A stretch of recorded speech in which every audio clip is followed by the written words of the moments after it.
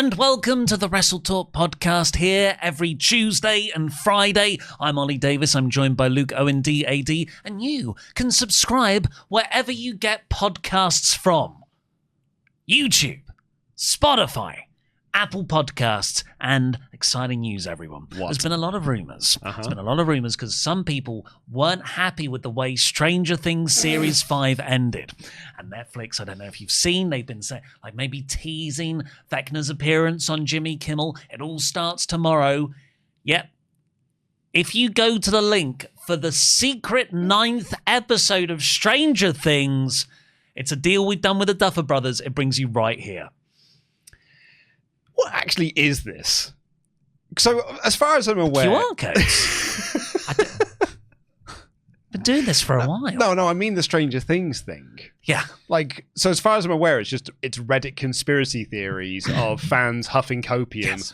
I didn't like the ending of this show. There must be more to it, right? There must be a secret 9th episode that they're hiding from us, that all will be revealed, and then I'll get to the ending that I actually did want and I did like and I fancy booked in my head. Yeah, it's a problem with a large group of people who, when we get disappointed, we complain. We just straight up complain. Yeah. But some people invent fictions to cope. Do you think it's their version of watch it play out? No. It's a definitive end of a series. Yeah. But I don't think it's let it play out. It's got to be more than that. It's the same people who are like, well, surely they're going to remake the last season of Game of Thrones because they can't end it like that. So they're definitely going to. HBO are definitely going to bring some new people in, and they're going to redo it. Yeah, well, that's not what's happened. And yeah, I've not seen the last episode yet. I am on the last episode. I know this year so far, and we've got comments about it coming up later. We have discussed Stranger Things more than Raw in 2026. What was there to talk about on Raw? Just 2 title changes. That's a good point, actually. 2 title changes and a call-up in the commercial break, which segues us into, yes, we will talk about AEW Dynamite shortly, but first, we are discussing WWE's 2026, because we're here now. Yeah. We're in this new year. Raw and SmackDown have had their first episodes. There's been a report just clarifying what the creative structure of WWE is behind the scenes, who reports to who. And we're also seeing a call-up, debuts, returns of other names. Yeah, like it's been a huge influx. Particularly on SmackDown, they had 3 names on the last episode of SmackDown in Trick Williams, Jordan Grace, and a returning Matt Cardona. And like when we came into our Wrestle Kingdom reactions, that was one of the first. It was like, what did you make of the 3-hour SmackDown? Because there was like a genuine, when WWE feels like it's a little bit, there's not a lot going on. When there's an episode where there are a return and 2 debuts, I was like, the show was interesting. What did you make of it? I think that is more just we've got 3 hours to fill again. We need some more bodies on this roster. But it does also serve as a bit of a creative shake-up because there's some new names to do some new things with. Well, should we go through what the current structure is in the creative team backstage? Yes. So, at the top, the very top, is Triple H. Triple H is the head honcho. He is, if you want to compare it to AEW, the Tony Khan. If you want to compare it to old WWF, he is the Vince McMahon. Allegedly. Nothing goes out on TV unless he says so. So that means all the good stuff we have to credit him for. Absolutely. And all the bad stuff we have to criticize him for. Yeah, he is the last line. If he doesn't like it, it's not going on TV. Mm-hmm. If he thinks it's good, it's going out onto TV. So he is the head honcho, signs off everything. And he is also, underneath him is Bruce Pritchard and Ed Koskey, who aren't like writers. They're not like creative. They are there to kind of provide some input. They're there to passive-aggressively intimidate Abyss. He's one of the producers in WWE. So they are there to be like, oh, these are the ideas. You could try it this way. How about we put this person in there instead? Have you thought about it from this angle? Like, that's what their role is. And they also then oversee the whole creative department. Yeah, Koskey's been there forever. Yeah, so is Pritchard. So I feel like Koskey, I mean, we don't know this sort of from an HR structure perspective. I feel like Koskey's doing the one-to-ones. You know, he's doing management of people as much as he is putting in ideas or vetting ideas on the creative process. And Pritchard is setting up Zoom links. Yeah, and I don't know what Pritchard does. Well, I'm surprised he's still there. He's got a podcast. I think he's a yes Has man. he still got a podcast? No, I don't think so. No, does he not do that anymore? No, that like WWE brought him back to stop him doing the podcast. Did the podcast as part of WWE for a bit and then quietly stopped it. Are you sure? Well, just double check. I'll tell you what. I'll get my phone up. I haven't listened to an episode in about like 10 years or so. Yeah, there's a podcast stop if no one listens. I know, we should know, shouldn't we? Bruce Pritchard. Something to wrestle with Bruce Pritchard. Last step. 5 days ago. Oh, what did they talk about? DX. Oh, sorry. Well, how weird to have like someone who's so senior in WWE doing an expose podcast. Yeah. Episode 495. D-Generation X. It ran for 2 hours and 5 minutes. He did one on Bruce's WWE return, an episode on John Cena, Hulk Hogan's legacy. Well, Violent J and JBLs were on an episode. My sense of Bruce Pritchard is he's a bit of a yes man. He's there to hype up whoever is in actual charge. And you saw it like in Unreal. Bruce Pritchard's main role seemed to be going, God, that was great, wasn't it, Triple H? Yeah, he has got a catchphrase. Great idea, boss. Yeah, and there's lots of bits of him in gorilla position with Trips, and Trips is just trying to concentrate on the show production, and Bruce is like, wow, the crowd are really hot here tonight, aren't awesome. they? So great. And Trips is like, what? It isn't so good. The crowd are really good. Bit of J.D. Vance in South Park about it. Although I've caught up with more recent episodes of that relationship. Well, I can't. I've got rid of Paramount Plus, so I can't do that anymore. There's sexual relations. Oh yeah, I did see that with one, Trump and Vance. Yeah, I did see that. Yeah. There is a prolonged love scene. Anyway, so you got Pritchard and Koski in that position. It's basically like we get triangle. So you start with the top and then you go down this way. Then you have got Ryan Ward, who is the former head writer of NXT. So he was the guy who was writing NXT in that glory black and gold era. That was Ryan Ward. And he is the kind of oversees both Raw and SmackDown on the main roster. Mm-hmm. And then Raw and SmackDown have two different creative heads leading up those shows. So on Raw, you've got, I'm going to have to get their names here. On Raw, you've got Alexandra Williams and Jonathan Beckstrom, who are doing Raw. I've already heard these names. And these are, well, Road Dogg. Well, on SmackDown, it is John Switaker and Road Dogg, Brian James. You're just Googling who Ryan Ward. No, I know Ryan Ward, but I was like, didn't him and Cody Rhodes have a run-in before Cody Rhodes left? But it seemed to be more of a... Cody Rhodes was talking about a writer. And I think maybe Ryan Ward was one of those names thrown into the hat of who that writer could be. I see. But essentially, yeah. Triple H advised Cody to punch the guy in the face. I don't know what I'm reading, so I won't read anymore. But yeah, Cody Rhodes definitely did say he had an issue with a writer in 2015. Okay. And then underneath those people, you have the writers, the people who are pitching stories, who are pitching ideas, developing stories. They are writing the shows. Then they get taken to the head honchos of those shows, so your Road Doggs, your Alexandras. That then gets to Ryan Ward, who kind of oversees all of this and sort of signs off on some things. Then he takes it up to Triple H to get final sign-off on things. And that's when you have like those meetings you see in Unreal where they're all sitting around that big long table being like, what are we going to do for the Royal Rumble? It's in a week's time. Well, Chelsea Green wins at number 30. Like, and that sort of bits and pieces. So is Ward kind of the Kevin Feige in a way? Yeah, he's the middle management.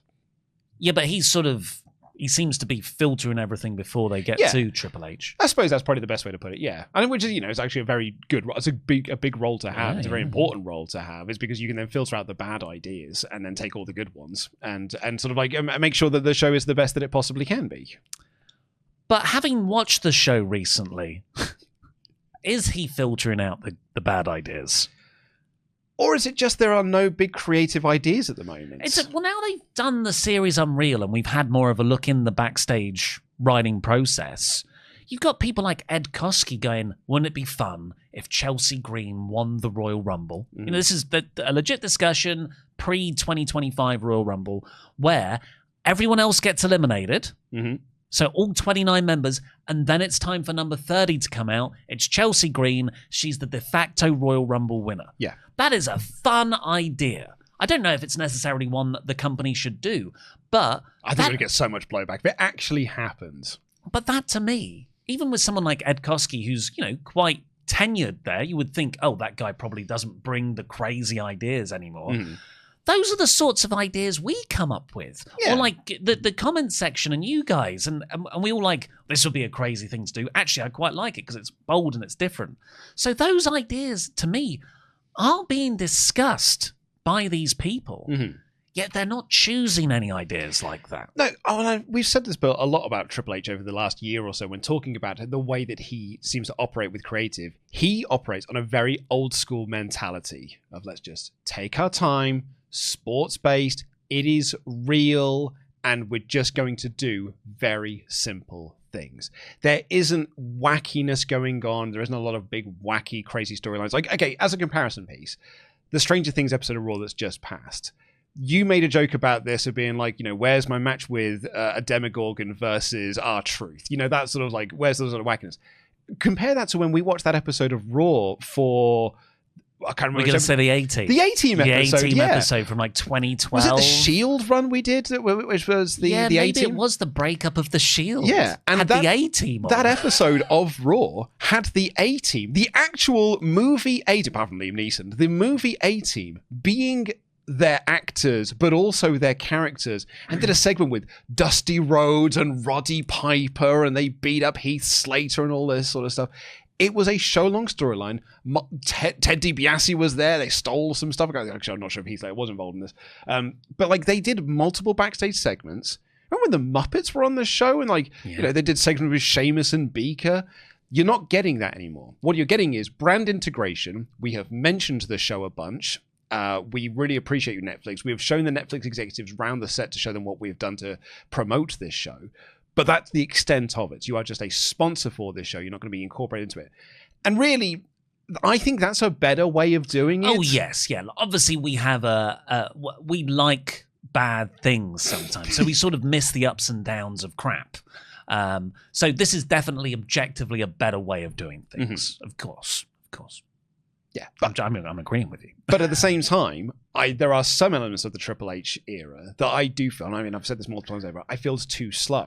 And I don't think he is good at capitalizing on momentum. Yeah. I mean, just look at NXT Black and Gold, right? Maybe the TV was a bit pedestrian. Very pedestrian. No one goes back and goes, I think I can think of one great TV match from that like 2010s era, and it's the tag match of Moustache Mountain versus Undisputed Era. There were a couple. There are a couple, of course. There was like the Dusty Classics, had some really good tag matches, and then when it was like the Revival But the big things are the takeovers, and really NXT on the network in that era, it's an hour show. It's all taped the night after TakeOver at points, or like before TakeOver, there was some matches, some weeks. Yeah. So there's very little pressure on the week-to-week storytelling because really, TakeOver, here's the matches, here's a couple of like very focused on storylines, boom. And we have, until AEW came along, and maybe it still peaks it, the greatest, most consistently high-quality run of pay-per-views ever in wrestling. Pretty much. That NXT 2014 through to like 2020, late 2019. Because he was booking super shows. Like every single month or like every couple of months, he would just do these big super shows where it was the best people from New Japan, the best people from Ring of Honor, the best people from like all over the world had just come together to put on these awesome super shows with Baron Corbin also on the roster. But like, I think with his run on NXT, just to add, Triple H, his run on NXT, and Ryan Ward. Yes. This is the team that were doing that. But I think the difference between that Black and Gold era of NXT and what they've got on now with Raw is here, you had time pressure. You had to pull the trigger on doing certain things because you didn't know if you were going to lose half your talents. Yeah. You have to do, so we have to do this Gargano Ciampa thing now because we can't delay this at 6 months. We don't know if Vince McMahon's going to call up the phone and just be like, I've called up one half of them. And he does. And he literally does it in that feud. And he would do it every now and again. Like, so if you want to make this guy a champion, you've got to do this soon because he's going to be going up to the main roster at some point. And it did create, I think it created a bit of a sense of urgency about NXT. Yeah, and unpredictability. And that was actually really frustrating. But looking back, you're right. Maybe it did give them a sort of a productive limitation. Yeah. You know, that like people often think like, oh, if only my favorite person had absolute creative freedom, they would make the best thing imaginable. It's not actually the case. Look at every Netflix movie by a really great director. Yeah. Because Netflix like, do whatever you want. And Scorsese's like, 3-hour movie incoming. You do whatever you want. And Zack Snyder's like, I'm going to make Star Wars that no one watches. Yeah.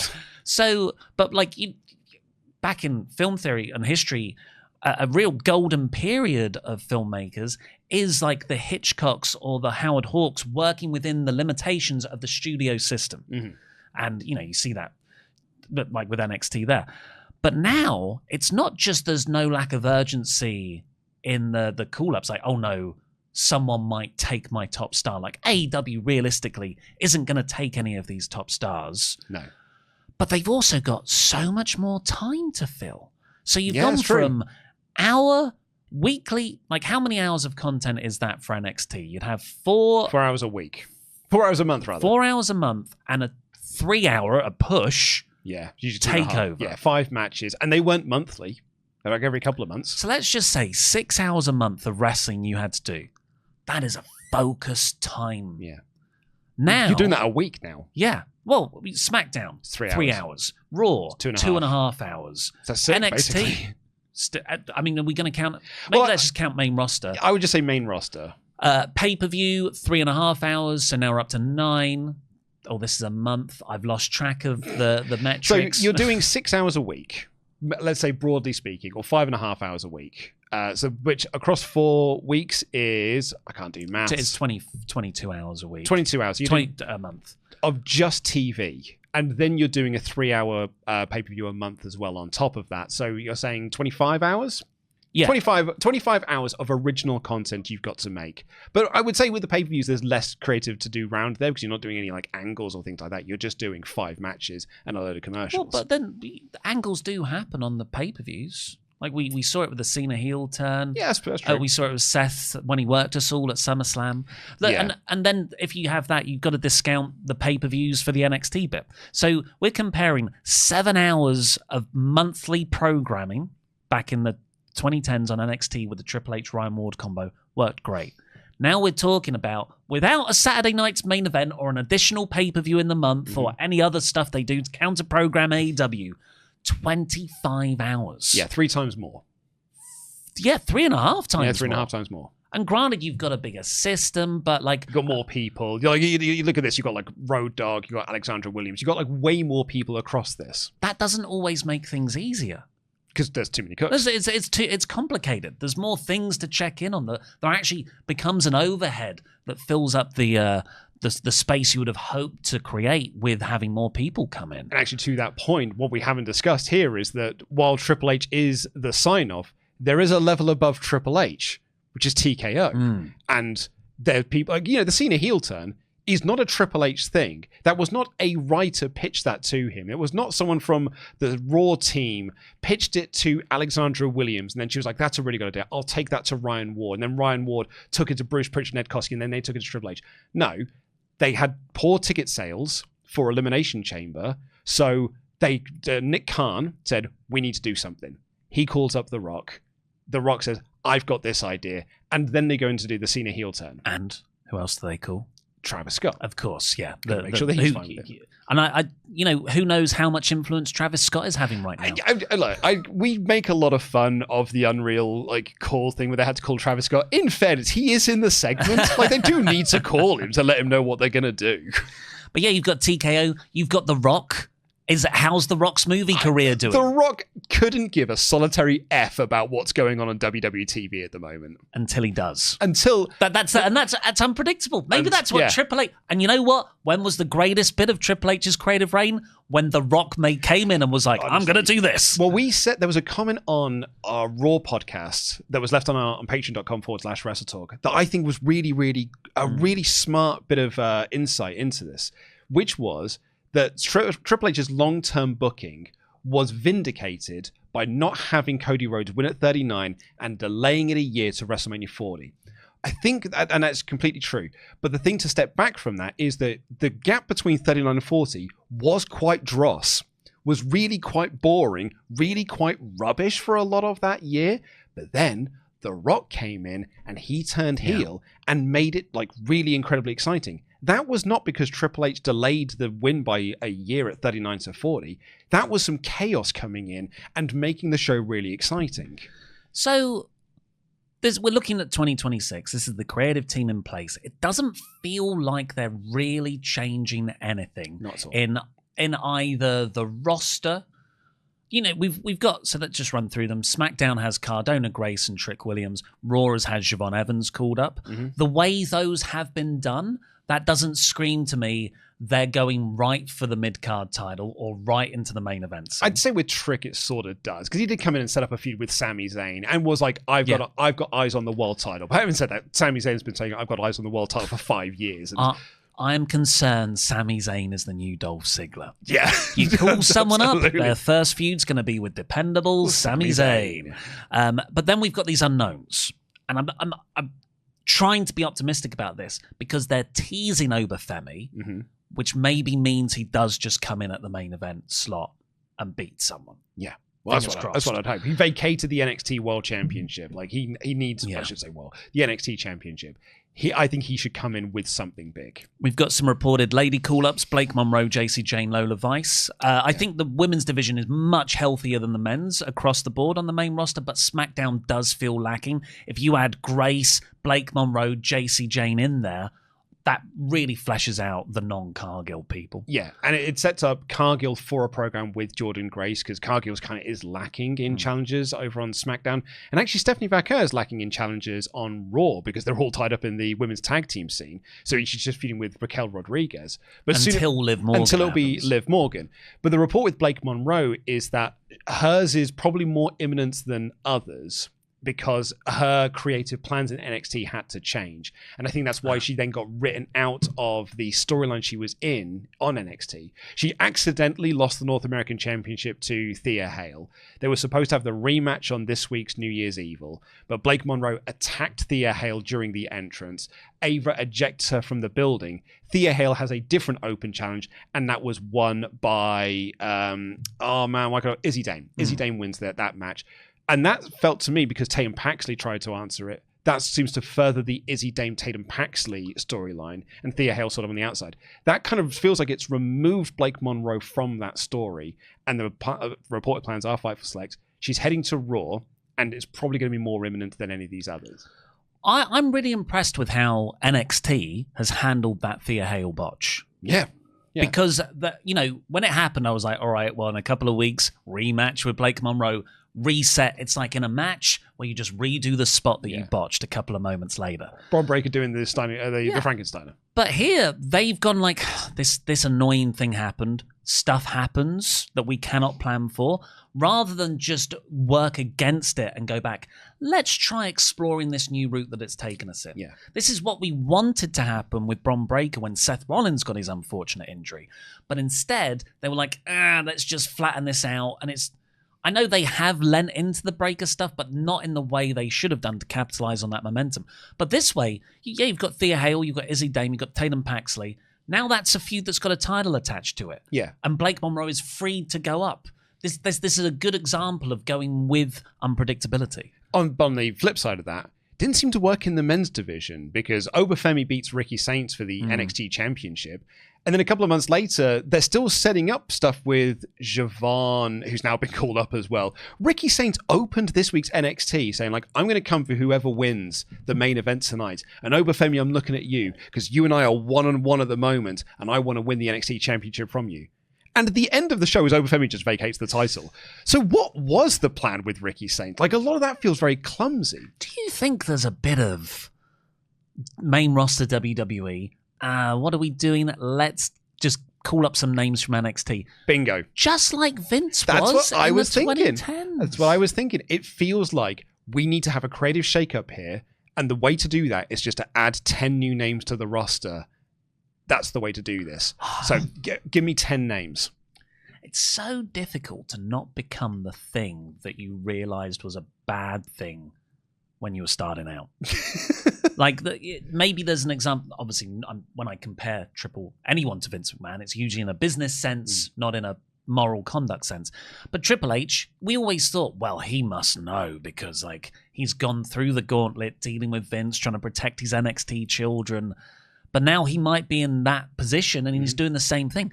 We've been covering the MCU over on Cutscene. It's due to start soon with Iron Man 2. And yeah, this studio that started out knowing all the lessons, here's how we make great movies. 10 years later, they forget all those lessons because they've become too big. Yeah. Maybe there is an argument towards that. Maybe it's not a Triple H call. Maybe it's someone else was like, you need to do something. The person above him was saying, you need to do something to freshen this up. And his first call was, let's add 10 new names to this roster. I think that is slipping into the old trap of the wrestlers or us back in the day where you're not blaming Vince. We started this. We blame Vince. But wrestlers maybe wouldn't. We started this podcast with Triple H is in charge of creative. Here is the structure. Really, TKO will come in and go, we need to shift some more tickets. Can you do this? Right now, the metrics for WWE are still strong. They've got all the money. Yeah, sure, maybe they promised someone who wouldn't be there on Monday to shift 3,000 That was a reference extra. to Stranger Things. I'm surprised episode 9 wasn't called Break the Walls Down. Mike Johnson, by the way, on PW Insider. I like Mike Johnson, but he was like, all those people that thought it was a reference, it was clearly a reference to Stranger Things. I'm like, are you mad, Mike? You clearly have also not watched this show either. So yeah, we've got this. This is and there's Chris Jericho as well. Yeah. Can I make one last thing on NXT, actually, before we do move on to a new topic by any chance? One of the things I find quite interesting about NXT, it's a territory. One of the things that's quite interesting about NXT, and what makes it feel fresh, is always has new influx of people, and then those people go off. With Raw and SmackDown, they can feel like the land of the stale because you're just seeing the same faces all the time. And then as some people come up, but then they just become the land of the stale and they all just become part of the stale thing. NXT is constantly always changing, just like the territory system used to do. Your town was exciting because it had a new influx of people, then those people would leave and go to another territory. Even back in, pre the sort of malaise of no competition WWE in the noughties, people weren't spending that long on top. I know Taker was around forever, but Rock, Stone Cold, these are guys who only have 3 to 5 years at the top of the company. Quick, we got to make a new star. Yeah. Hulk Hogan declared too old. I know this is broken record. I know we're talking about the WWE main event scene being too old from what is historically been proven to work. But yeah, I think you're totally right there. And like NXT having a televised developmental promotion maybe isn't the best idea. Because then you would have these people just appearing on the main roster quicker. I guess so, but it does. I think it does give people some form of recognition, and it allows them to create, like, when they come up to the main roster. There's probably more people watching NXT now than there was during the Black and Gold era, like compared to what the main roster audience is. Like, if when Emma came up from the main roster from NXT, no one in that audience was doing that dance. If Emma had come up in this version of NXT to this version of the main roster, there would have been people doing that dance because there probably would have been more videos of it on Twitter or TikTok or something. So the audience is a bit more acclimated to that. So I do think there is a value in having NXT be a televised show. But does that mean that WWE don't put as much effort into debuting new stars fresh on the main roster? I mean, look at Siobhan Evans. Yeah. Just got debuted in not even a backstage segment. That actually would have been good. It would have been on TV. It was during a commercial break with no video recap, no announcements or anything. And that's my... We should say signed, because of course he did debut in a match couple. But even then that wasn't like Siobhan's coming or some vignettes that were building them up. My thing with NXT call-ups always was, way back in the day, I'm saying like 2015, I remember when Tyler Breeze came up and I was so infuriated by his main roster debut and run. Yeah. And I remember them saying on Wrestling Observer Radio, which I think was true then and it should be true now, you should not call someone up unless you've got 6 months of plans for them. Because otherwise, you're just calling them up for the sake of bodies. And what you do, when you're looking at a bit of creative malaise, the answer to that is not just more bodies. It's better stories. Yeah. It's using those bodies creatively. It's using those bodies to have some cool moments, some cool matches, some cool new things, as opposed to just, well, Siobhan Evans is on the main roster now. Are you happy? Yeah. In 6 months' time, he'll have a match with Dragon Lee on Raw, and it'll be awesome. And then we'll be like, see, it was worth calling him up. Yeah, this is exactly my concern, because we've had a lot of names there. It's almost like a post-WrestleMania superstar shake-up in a way. But do I have faith and trust in the creative at the moment that these are the next big main event stars that I can look forward to around Mania or SummerSlam time? Obafemi is the only one on that list, but that's more just me hoping that they're going to bring him up and put him into a main event scene, or going to call him up and in 4 years' time, they'll then look at him. When by that point, he'll be in his mid-30s, and now's the time we're going to start pulling some triggers on him. Just before we move on, we discussed sort of these are all systems things, the NXT training and the sort of time constraints that makes it feel fresh, but the main roster doesn't feel as fresh because you don't have those constraints. Here's the creative teams, how that all works. Is there anything systems wise that you would change that could be a solution to this, just so we can try and help? Do some free consulting work for a way bigger company. Well, I think the system there, you look at that triangle, that pyramid system they've got, that's probably a good way to run it. People coming up with some ideas. You've got the writers working with the talents. If you've got any ideas, what do you want to do? Putting those things together, taking those to some other people. They workshop it. Maybe there's a little bit too many cooks. Spoiling the broth. Maybe it would be better if it was just Triple H speaking with the talent as sort of the head of creative, or if it was just Triple H and Ryan Ward with some input from Pritchard and Koski, kind of almost remove that second layer. Yeah. Maybe then there's less voices in the room, but I don't know. I don't think there's anything structured at the moment. I'd be like, this is why it's boring. Or I shouldn't say boring, because boring is a harsh word. This is why it feels like it's a bit pedestrian. What I think what it needs is just some new creative ideas. And I don't think just... Some big swings. Some big swings, maybe. I don't think just adding or removing people is going to change that. Maybe it's actually the people themselves are the ones that need some changing. I don't know. What do you think? I think that's a part of it. I'm not saying do a brand split, but is there a way to reduce the creative teams so you've got more... it's a different time, but the 90s, the Attitude Era, we're talking about Vince, Bruce, actually, Cornette. Yep. It was Cornette and Pritchard were basically in the Pritchard-Koski roles now, and then the writers were Vince Russo and Ed Ferrara, and that was it. 5 people. Yeah. 5 people booking, granted, 1 weekly 2-hour show. Yeah.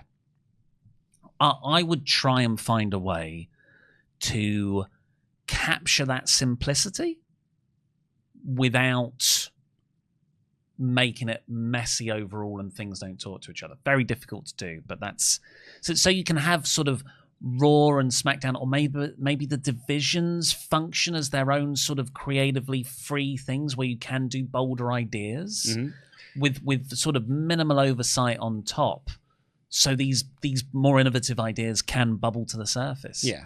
Some writers, when they've talked about their time in WWE in the past, Vince Russo, one of the things he would do, what's D'Lo Brown doing? I want to make sure I've got a board here. Here's all of my wrestlers. What are they currently doing? I don't feel like we're having a lot of that at the moment. What's Ivy Nile doing? What are the Creed brothers doing? Are they hurt? Because they haven't been on TV for months on end. The War Raiders, they will have a brief spell on TV, and it's not we're just taking them off TV now so that people can miss them. No, I think it feels like they just forget about them. They just sort of forget about a lot of people and just maybe focus on some other things over here. What I think the company needs for 2026, if I had to give, here would be my big positive pitch I'd like to give you: a sense of urgency. I know long-term booking is one thing, but you also need to have a sense of urgency about that long-term booking and not just getting complacent, because complacency can lead to, I don't need to watch this week. I don't need to watch, but because when WrestleMania ends, I don't need to watch until the Royal Rumble. Yeah. Well, let us know if you have any ideas, and we'll read them out on next week's show.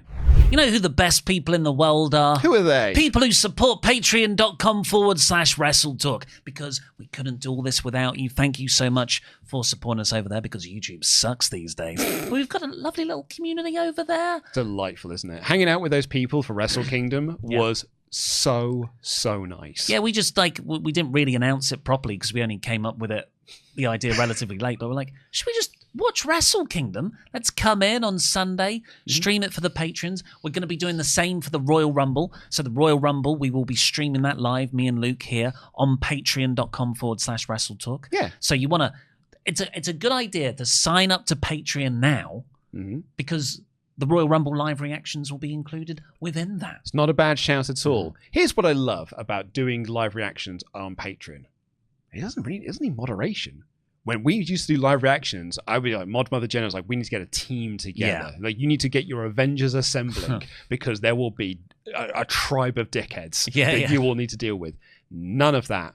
Someone actually messaged me to be like, these are the nicest live reactions I've ever been a part of, because it just feels like hanging out with mates, as opposed to hanging out with some people that you like, and then some dickheads come busting through the door for 5 minutes to have a go at you. There's also our Invasion series that starts next weekend. Sure does. We'll have the second episode exclusively on Patreon. And if you donate at the $30 amount, I should look into these. I should know these off by heart. You get a shout out on this very show, like he can last Sean for longer than you in the ring. Starbucks, Stephen Costa. Shield Maiden, the Zornice. Burley, Rob Burwell. The Machine Gun, Alex Anderson. Let Him Cook, Alex. Apoc, Alex Now. Ali, the Cat Gordon. The Swiss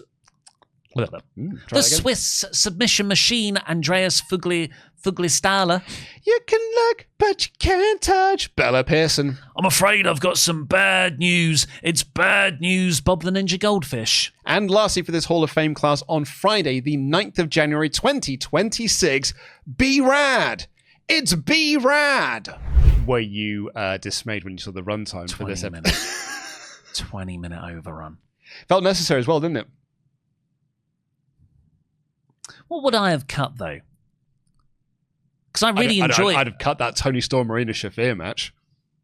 What? But then you get the DQ finish. I enjoyed all the wrestling on the show. Yeah, even that match? Really good. You're right. I could have done without that. The main event? I like the main event. No, I didn't like the main event. Well, should we get into the show? I thought the main event was fine. The big thing here, we were in Oklahoma, so they brought out in his home state city. He's definitely from the United States. He is from Oklahoma. Whether that is a city or a state, I don't know. But he is from there, and he made his big return to AEW to join the commentary desk. Yeah, it's a musical. It's neither state, town, whatever. Which I know. It's a musical. Because it was referenced in the TV show Friends.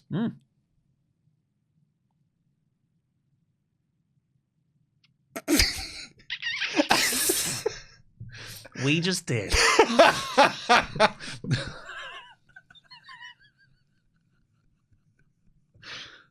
We just self-sabotaged so much. I could tell you, like, I'm going to dead air this. Yeah, I'm going to dead air. It was a game of dead air chicken. Well, it wasn't salty, JR. I think the only time you got a bit salty JR was a little bit towards the end where he's like, can this match end now? Yeah, I want to go home. I want to go home. That, and when Mercedes Moné went into the cake, Jim Ross went, not the cake. He didn't care about that. Tomfoolery. Backstage, Renee informed us that Jet Speed had been attacked, so they were not going to be able to tag with Jack Perry against the Demand. And Ricochet walks in being like, oh no, did they get attacked? And Renee's like, yeah, because you put a bounty out on them. It's like, oh, it wasn't. And then Don Callis walks in and be like, whoa, I've never heard anything about this bounty, but I can tell you who did do the attacking. Mark Davis and a debuting Mark Davis too.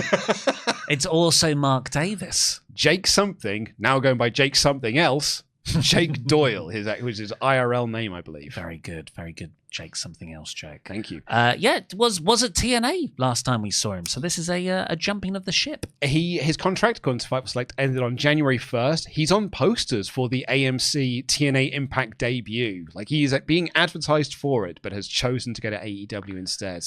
Oh, wow, yeah. Well, you stand out from the crowd in the Don Callis family, won't you? Well, there won't be any other members being added to the group on this episode. He's a good opposing lad. Mark Davis gives Mark Davis something to do as well. They're going to be a tag team going forwards. They come out later and they've got sort of matching just black vests on. Yeah. Very pared back look, but they look intimidating. Burly dudes. John Moxley took on Shelton Benjamin in a Continental Championship Eliminator match with for Continental rules. Yeah. I thought it was a great match. This match ruled. This match was so great. I just wish it wasn't a title eliminator. Like, why can't it just be for the title? Open challenge. Yeah. I mean, old good John point. Moxley thing. Because, like, I want Benjamin to beat Mox here so I can get a rematch. I'm not into a rematch between these two guys of the story. No, if you know what I mean. It just gives the match a stupid thing to say here. It gives the match some stakes, which it would do as well if it was also a title match. But it also means you're not just giving away title matches for willy-nilly. But I agree with you. Everyone's got a title match. Who has a title match on this show? Well, everyone's got a title. Well, everyone's got a title, but they're not having title matches. They're having title eliminator matches. Yeah. This match was great though. Yeah. When Shelton Benjamin ran wild with his version of Suplex City, like it was launching poor John Moxley. Babyface John Moxley. That World's End performance was so superb. The match with Carl Fletcher was great. Him winning the C2, I didn't call, but what a great story that was from the C2. Came from behind, lost to Claudio, didn't look like it. They made it through the semis, won the final, is now the Continental, which means the Unified Championship isn't anything anymore. But I think this is great. I really liked all of this. Really good parallels with Claudio later and Marina, who are all doing the interference. Like Moxley now has a belt where if it's wrestled under those conditions, no interference. So it's a really, really well-told story, all of this. And he got the win with 5 seconds left on the clock. The story of the match was that if a draw would have gotten Shelton Benjamin a shot at the title. Really good. Really, really good. They shake hands afterwards. Darby arrived on his skateboard looking for Pac. We got a video for the retirement of Hiroshi Tanahashi, which included his little WrestleMania 3 stairway walk stuff. But what didn't it include? All the AEW stars saying thank you to him. And Takeshita. Losing the... Oh, yeah, that's a good point. They just focused on Tanahashi. Well, actually, they focused on Okada beating Tanahashi. Yeah, I guess you don't want to highlight that Takeshita lost, but... it will have to come up at some point because canonically they did refer to him as the IWGP champion in AEW. But they also refer to MJF canonically as the CMLL light heavyweight champion. They never referred to it when he lost afterwards. It would be nice for your brand partner to reference the fact that a big title change happened on their show. And no Aaron Wolf. That's the biggest miss. One.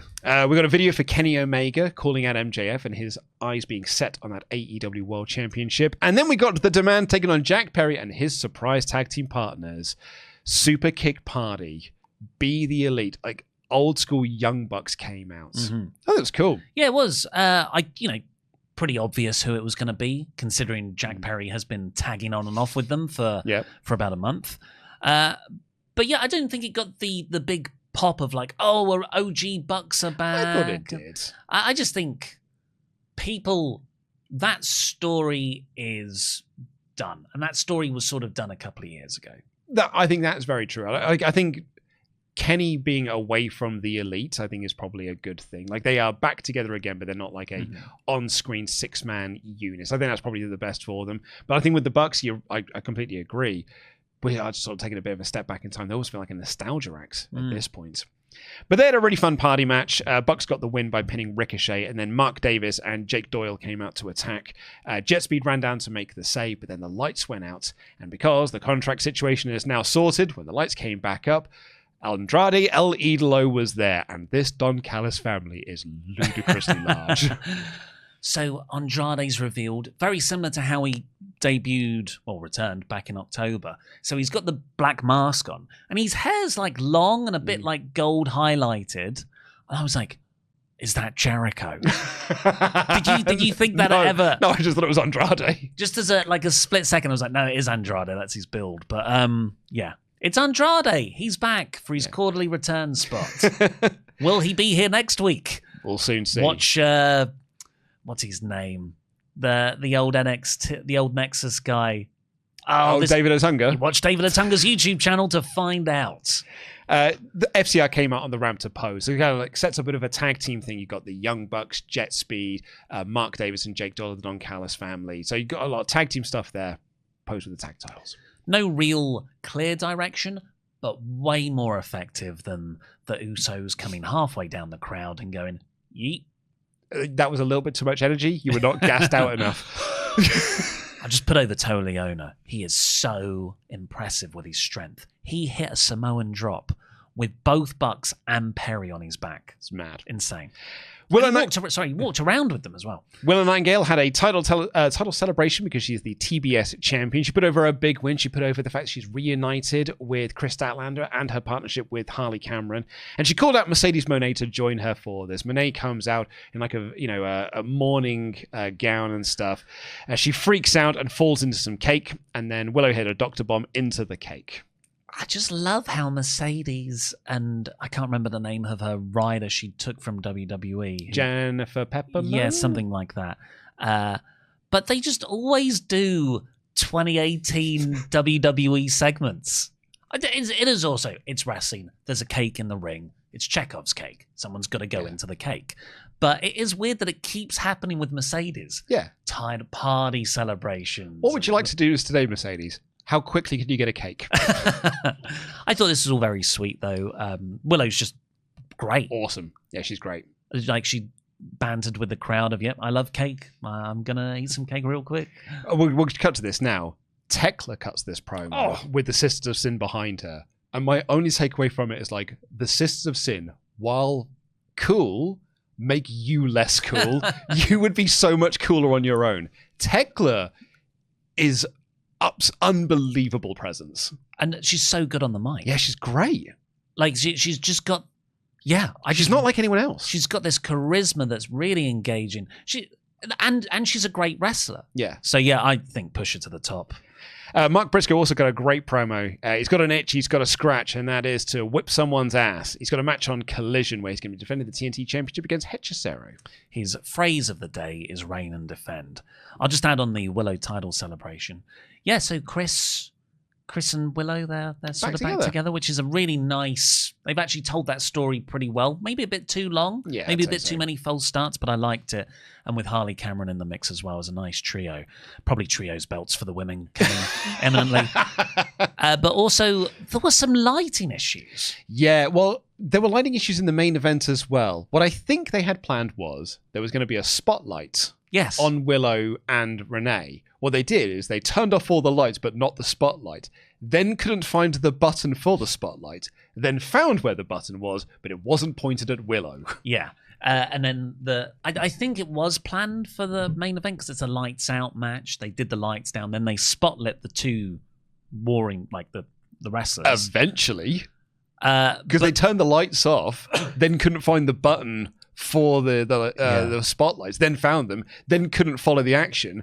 So I'll sack that. I'll just turn the lights back on. When they went into the ad break, they immediately went house lights, normal lights. But yeah, because AEW has precedent for teasing lighting malfunctions, this is literally all in the very first incarnation of AEW. They tease some lighting malfunctions to build to the blackout spot where Jericho made his debut. Yeah. So you thought here this is another tease for a... Well, we'd already had a blackout spot earlier with Andrade, and then the next segment has a few lining issues. I'm like, It turns out it's just incompetency. Sammy Guevara took on Bandido. Crowd weren't hugely into a lot of this. I feel that's probably more on Sammy than it is Bandido. Yeah, it was a good match. And I was watching Sammy, and I was like, you are good. You're very... It's a great in-ring wrestler. He has charisma. There's a bit when he gets on the headset and commentary, and he sort of... Did he super kick Bandido? Yeah, while he's super kicking Bandido. But in AEW, he is tired. Mm-hmm. We've seen him on this rise... Then he's gone down, and he hasn't been able to pick himself back up. And having a mustache isn't going to change that. I think he should go to WWE. I completely agree. I don't think he's ever going to break out of this rut. He needs a refresh. Yeah, and if he's not going there, TNA. But what point is, I think when his contract is up, I think he needs to consider not re-signing and exploring other options. He is good enough, but just like Jericho, of course, is good enough and has that star power and fan support. But right now, the fan base is tired of him. And I think, Sammy, we're tired of him. This did get a "this is awesome" chant, but it felt like one of those obligation that because they'd done a high spot. 21 plex for the win, good action, crowd were not into it. MJF then came out for a promo. I thought this was a segment of two halves, the second half being much better than the first half. The gimmick was MJF is cutting this promo thinking that Bandito's not going to understand any of it because he is not American. So he had a lad out there with him to do the translation for him. So he did this long promo. I'm a Lucha Libre legend, basically. I've sold out Arena Mexico. I beat Mystico. I'm a CMLL world champion. I've done all these things. Can you now translate that for him? And then the guy translates it all. Then MJF's like, well, you're that diamond ring. Shouldn't really be yours. I've got a bunch of them. Why don't you just give it to me? We won't do the title match next week. And I'll tell you what I'll do, kid. I've got a bit of pull around here. I'll go backstage. I'll go to Tony Khan. I'll put you over to him. I'll put you over to Tony Khan himself. Can you translate that for me? Well, it says, and maybe we can have a pay-per-view match in 5 years' time. I felt that was a bit of a shot at WWE. And then he asked the guy to translate it, but Bandito grabbed the mic and said, I can understand English, you stupid son of a bitch. Good reveal. Good reveal. Maybe you needed... I didn't mind the first half, and you needed it to get to build to the Bandito line. Yeah, and then you get the low blow from MJF, and then he's going to hit him with the Dynamite Diamond Ring, but in that classic heel shenanigans, the bad guy's holding him up. Oh no, I punched my mate. Then Bandito low blows MJF, 21 plex to both of them, which they both took like absolute champs. And Bandito held aloft the AEW title. Particularly the translator. Yeah. It looked like he was bouncing on the back of Flubber. MJF is brilliant at knowing when to get his receipts. Yeah. Bandito is a guy that is obviously not going to win the world title. So MJF has given him a lot here, put him over. I thought this was very effective for what they're trying to do. Got a video package for Brody King, and then Tony Storm took on Mina I kept doing this in my review as well. Because it's MS and I'm a bit thick, I kept saying Mina Shirakawa. And Kieran was like, she wasn't in this match. I was like, she was in the segment later. Tony Storm versus Marina Shafir. I thought this was pretty naff. Yeah, it wasn't much of a match. Most of it was in the ad break. Marina did some fun heel work, mocking the sort of dancing that Cassidy and Tony have been doing. It had such little heat. And then Marina's stuff just didn't look convincing enough that it wasn't Tony. Like, the crowd weren't dying to see the Tony comeback. But then when Tony started doing the comeback, then they got into it. Like, when she started doing the hip attack and stuff. I did think that they were doing some judo throws with their hair, which was a shout out to the new GOAT, Aaron Wolf, early on. That was a nice touch. But then at the end of it, we got the big package, and then Wheeler Yuta pulled the referee out. Ding, ding, ding, DQ. Very rare in AEW. Rubbish, mate. Like, we get one or two genuine DQ finishes a year. Where, over in WWE, it's every other match. So it was, it's a bit like, well, not a great match. And is this the best time to waste your DQ? But also, it's like, referees get pulled out of the ring all the time. So if now, surely that has to be a new standard in AEW. If the referee gets pulled out of the ring, they're going to call for the DQ. Referee's discretion. Strong and Cassidy then ran out to even the odds. Marina Shirakawa did run out. She got taken out by Marina Shafir. Like one punch. Yeah, she was out. She looked rubbish. Then they all stared down. Wheeler and Garcia. Claudio came out for a stare down, and he had to be sort of held back. Probably going to build to a six-person tag. Claudio looked awesome. Like, it was like, oh, Dad's here. Renee interviewed Pac backstage, who pointed out that Darby's never beaten him, and then Darby walked up and asked for a match, and Pac was like, no. Well, what he actually said, quote here, was, jog on, Bonnie lad. Which was fun. So Darby then attacked him from behind, threatened to break his ankle, so Pac said, I'll give you the match then. Yeah, I felt this could have built more. Me too. It was Darby looking for Pac. This was set up at the start of the episode backstage. He finds Pac, and Pac agrees after. You know Will Ferrell's character in Austin Powers? If you ask him 3 times, he will give the information. You just have to ask Pac twice. So yeah, this could have been more of a derby, all right? And then he kidnaps Pac, I don't know. A couple of weeks. To show that Pac you have to break Pac to get this match. And the main event was Hangman Adam Page and Swerve Strickland taking on the Ops in a lights-out tag team match. Yeah, we mentioned earlier, a bit of lighting issues with this one as well. Eventually, they just put the lights on. I thought it was fine. It was just a regular hardcore brawl match. You had the staple gun, you had the cinder blocks. I think the reason why I feel like I'm a bit down on this main event, this was not befitting the lights out stipulation, which I think you should protect and make feel like if you are doing a lights out match, it should feel like a big deal. This was a fairly standard hardcore match. Yeah, you're right. It was more of a way to do something big on the first show of the year and just like, let's go for that stipulation. But it wasn't at the heights of the previous stipulations. It wasn't like, I don't think every match should have loads of blood, but there wasn't any blood in this. There was more blood in the Sammy Guevara match. Yeah, and John Moxley busted his nose open. That's unsurprising. But yeah, to have that, you think the unsanctioned matches in AEW, even the hardcore matches are just usually bloodbaths. The main thing they had was the cinder blocks. That was the sort of the main dangerous spot. Yeah, and they had a staple gun in there, which had no effect on Hobbs until they stapled him in the dick. Yeah. They got the cinder blocks out. World's most dangerous slam, sorry, Mark Henry, onto the cinder blocks, and Page broke that up. The Ops Pussy Palace ran down to attack Adam Page. And then Hobbs tied them together with the chain, but Nana threw coffee at him.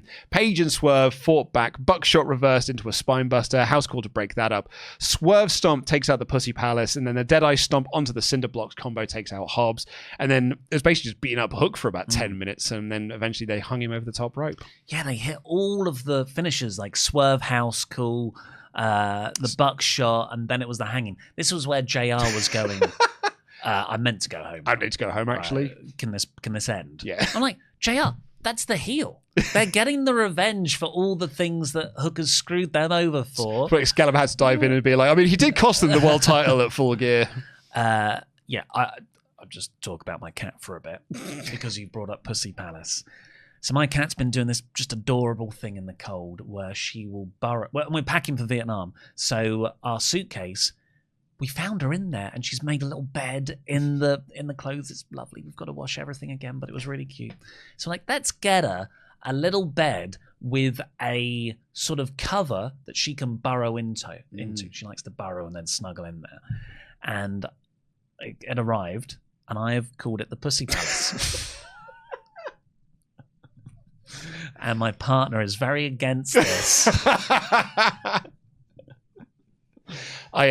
So now I've agreed that we're going to call it Kiki's Dojo. That's good. That's nice. I got a board game for Christmas that you might enjoy. Actually, it's called Pack the Essentials, which is about a game of packing a suitcase, kind of like Patchwork. I would not enjoy this. I hate packing suitcases. But you're trying to smuggle in cats. Oh, what? Now I'm in into your suitcase. So you're putting in sort of like catfish, trying to flip tiles over to make them cats. That is great.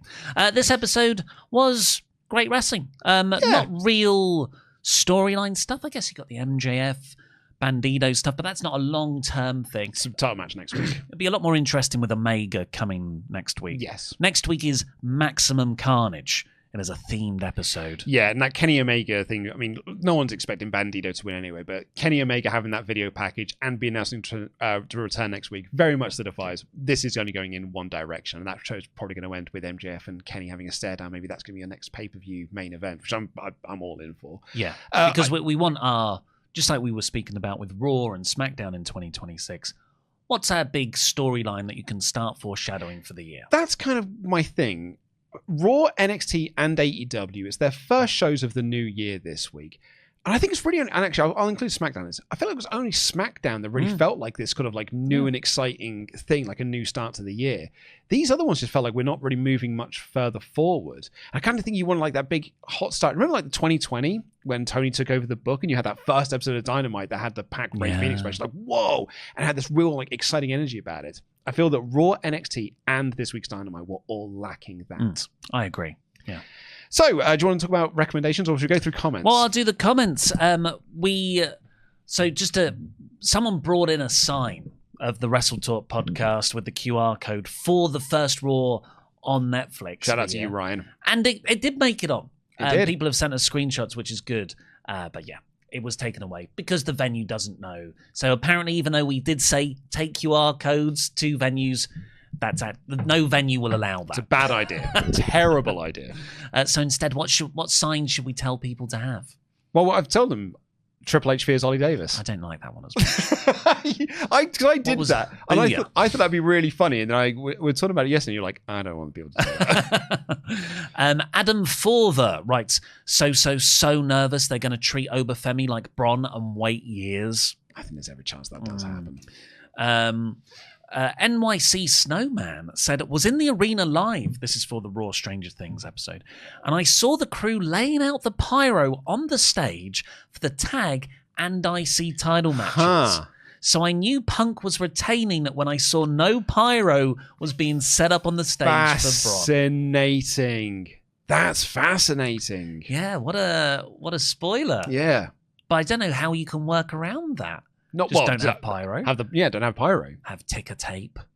Yeah, you don't need to have pyro for every time someone wins a title, I guess. And John Risley, this is on the Raw podcast because we didn't do this podcast last week. This made me really want a Stranger Things cutscene series. I'm not rewatching that show again. But what you will can't you make me watch rewatch? season 3. What are your first recommendations for 2026? New series of The Traitors on BBC. Been a really fun series so far. The first 3 episodes were somewhat controversial in my WhatsApp group because they introduced a new gimmick that really split opinions within my group. So I found it. I've been really enjoying it, and it's fun. I like talking with my friends about it. So it's that. But do you know what my actual recommendation is going to be? Do you know what I watched over the Christmas period? The Back to the Future trilogy. Because it's all on iPlayer at the moment. I watched 1, and I was like, it's such a great film. I'm going to watch the second one. And I was like, such a great film. It's just as good. I love it. It's so good. It's so much fun. I really want to watch the third movie. Even though I don't like it as much. It's the weakest of the 3. It's awesome. Here is why, though. It's my big recommendation. There's no other sequels. There's no legacy sequel to it. There's no 4th installment with kids doing a new generation of Back to the Future. The only legacy sequel to Back to the Future is the cartoon in the 90s. That's all there is. It is one of the few true artifacts of the 80s left that hasn't been mined by greedy, uninspired, uncreative people. It is a perfect trilogy of movies that has not been sullied. Probably Goonies as well, has remarkably remained untouched. The only reason I didn't mention the Goonies within that, because you're right, like that's the other example, is there wasn't like a sequel to the Goonies either. That is just a one and done thing. But like that is a trilogy of movies. One of them was successful. We better do another one. So we'll do 2 back to back, but then that is it. Nothing. It's a great stage show. But it is the first movie just put on stage. Yeah. Really good effects and stuff. I do recommend it if anyone wants to go to the theatre. I feel like you saying this, when this goes live, who owns the rights? Disney? Because they bought Fox? No, because it's a Universal movie. I feel like there's going to be a big announcement for 2026. If there is, I will cry. I will genuinely cry with upset and sadness and anger. Yeah. I watched 1.98 gigawatts. There is a great. You're not going to get me. There is a Patrick Willems, as a YouTube guy I really like. He's just got a video that he put up recently called "Let Franchises Die," and he's got this really fascinating insight on his own insight onto Alien Romulus, which I really liked. But he's like, I liked it as well. But it is the first Alien movie that's not tried anything new. It's the first Alien movie that's just copied what they did in 1979. And for there, it's just like, now this franchise is stuck. And they're going to do another one, and that will probably just be another carbon copy of what came before it, and it will just be stuck. And I think let franchises die. And we've let the Back to the Future franchise die. Well, I'm going to start campaigning for Marty Supreme 2 through to 28. Because that's my recommendation. I saw Marty Supreme last night. I was curious. I'm a big Safdie Brothers fan. They're the directors. They've previously done Uncut Gems, Good Time, very claustrophobic, very sort of stressful movies. But they've not split, but they're doing their own solo projects now. So Benny Safdie Yeah, Benny Safdie did The Smashing Machine with The Rock, and Josh Safdie did Marty Supreme. I was underwhelmed by The Smashing Machine, and it's quite slow. You in the box office. It was quite a slow movie, but it was like, it's very well shot, the naturalistic performances. But man, if you watch the Safdie brothers films before, particularly Uncut Gems and Good Time, these really quick movies, that's the style of this movie. Marty Supreme. It's the Timothée Chalamet movie and Gwyneth Paltrow. And it is just non-stop stress. There were a couple of scenes in it and a couple of images, and it's very rare I think this in a film. I felt in real time, that's a defining image. Like that will be the oranges rolling down the street in The Godfather. Like it feels like an important movie that film history buffs will look back on. Yeah. Last time I felt about that was probably La La Land, where they're dancing. I'm like, that's an iconic. That is going to live in the interstitial stings for the streaming platform that falls on in the future. The other one we saw was Sinners with the music montage. Well, that was very bold and creative, and I think that will be studied, but I don't necessarily think that is a defining image. Like, it's a shot. That's true. But I think it's a remarkable film with many remarkable performances. And then on the way in today, I listened to the Timothée Chalamet episode of Cody Rhodes' What Do You Want to Talk About? Did you now? Yeah. What is that podcast like? Oh, I dip in occasionally, like the Kevin Owens one. It depends on the guest, doesn't it? Like a lot of interview podcasts. When it's good, it's great. Like, because they're drinking, largely. The Owens one is really funny. What was I really like the Damian Priest one. It was just Cody trolling Damian Priest. Cody's a funny guy, I think, and he's quite like he tries to get a rise out of people in a sort of older brother way, like just needling people. That's fun. It is fun, but with Timothée Chalamet, they actually talk a lot about the similarities between wrestling and acting. And Chalamet turns out he's a big wrestling fan. Yeah. And I heard that, but then hearing him speak in his own words when he says stuff like, "Oh yeah, ECW One Night Stand's my favorite pay-per-view of all time." It's good, a man of good taste. What? And he's like, well, like, do you feel like he didn't get the right push? And he's using the words like, you are a fan. You're not someone just pretending. But he even sort of gently probes Cody about AEW. Oh, really? Without saying AEW. And he was like, oh, do you regret any of those things you did in your career? Because Marty Supreme is it's about being an idiot in your 20s. Right, okay. And they were talking about regrets. And Cody said, I don't regret any of the things I did. Don't say them explicitly, but you've got to be thinking, it's the promos, it's the smashing the throne with the sledgehammer. He says, I don't regret them, but I wouldn't do them now. No. Like, I've grown. I bet you I've grown up. Well, yeah, I wouldn't do it because the guy's my boss now. But, like, he's not going out and making the same kind of jabs at AEW, is he? No, he's not going out and doing super kick parties. So quite an interesting listen. And they talk, that sort of crossover of sports entertainment and entertainment. And I think it'll be probably the best film of the year. It's freaking Wrestle Kingdom all over again.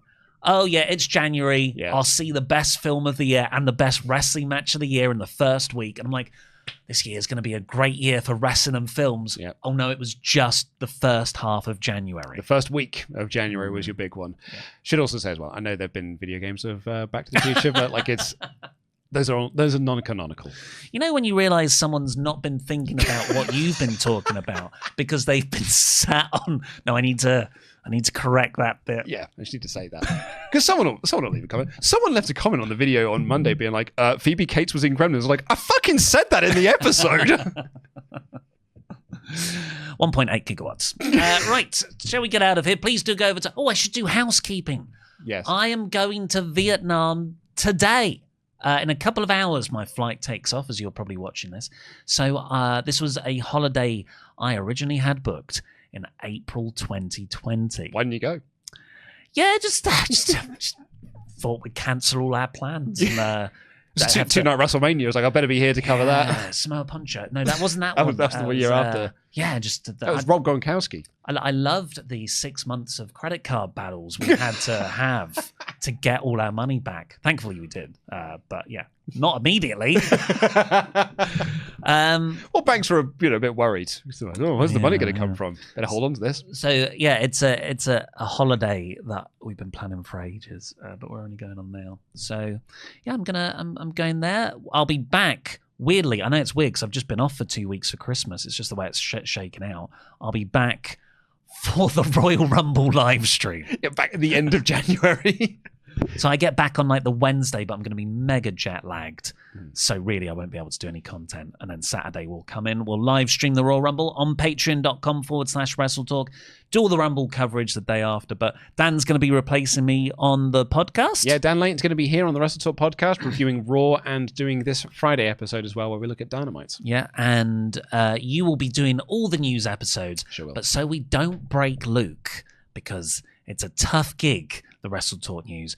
You'll just be doing Monday, Tuesday, and Thursday. Yes. So we're not going to be doing the Wednesday episode for the next couple of weeks. Yes, sir. But then everything returns to normal as of February. Yeah, for the Royal Rumble. I mean, look, WWE feels like it's pretty much like in first gear anyway as we gear up to the road to WrestleMania. So it's probably the right time to take a couple of weeks off. I will be here in sort of content form. Oh, yeah, there's 9 hours of you going live on the 17th. There's the 3-count Royal Rumble predictions going live tomorrow. Mm-hmm. Then, next Saturday there is the 7 hours of Invasion podcast that we've done. And the rest.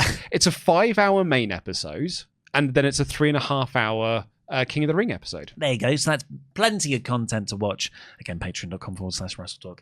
And there's Monday Night War as well. So you can watch me see if I can beat, or Luke can beat Dan Layton at my GM. It is getting tight as we get towards the end of my GM mode as well. That will end on February 1st. It'll be like the day after the Royal Rumble. That all comes to an end. Oh, and the last week of January, Iron Man 2. Our review over on Cutscene. That's right, yeah. We've recorded it all. We recorded that yesterday, yeah. Our review of Iron Man 2, our covering of the starting of the MCU in Worst Movie Ever. We talk a lot about like the origins of Marvel Studios and the sort of the different wars between your friend of mine, Avi Arad rather. And yes, we're going to go through all of that stuff. That's over on Cutscene. That'll be going live in a couple of Wednesdays' time. So there'll be plenty of Ollie Davis around. But yeah, you got to deal with this mug doing the WrestleTalk news and doing the Raw review, which is the one I think is people are going to dislike the most. But for now, so go be kind to Luke. Support Luke against those dickheads we spoke about earlier. Yeah. But for now, I've been Ollie Davis. That's been Luke and DAD. Jam that jam. Jam that jam.